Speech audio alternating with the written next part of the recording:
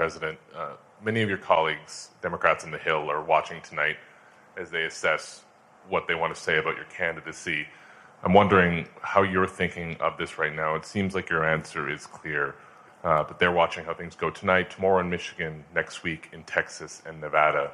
Are you thinking that way about whether how the next week or two goes would inform your... Am I using that way, you said? Are you thinking that way about how the next 2 weeks go? Will that affect your decision, or are you fully determined on running in November as the party's nominee? I'm determined on running, but I think it's important that I allay fears by let them see me out there. Let me see them out. For the longest time it was, Biden's not prepared to sit with us unscripted. Biden's not prepared to, anyway. And so what I'm doing is, and I've been doing, I think we've done over 20 major events from Wisconsin to North Carolina to demonstrate that I'm going out in the areas where we think we can win, where we can persuade people to move our way, or people are already there. And here, look, the other thing is, we have the most extensive campaign organization of anybody's had in a long, long time. We have well over 1,000 volunteers knocking on doors, making phone calls, making tens of thousands of phone calls. We have headquarters, I forget exactly how many, I don't want to cite a number and then find out I'm off, but we have scores of headquarters in all the toss-up states. We're organized, we're moving, and that's awful hard to replace in the near term.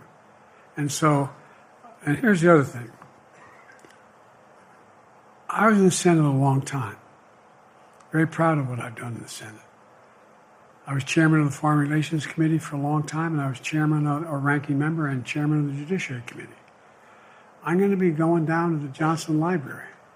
I'm going to be going around making the case of the things that I think we have to finish and how we can't afford to lose what we've done or backslide on civil rights, civil liberties, women's rights. There's that little button we have. Control guns, not girls. I mean, the idea, we're sitting around, this is where Kamala's so good as well. We're sitting around. More children are killed by a bullet than any other cause of death. The United States of America. What the hell are we doing? What are we doing? We got a candidate saying, promise the NRA, don't worry, I'm not going to do anything.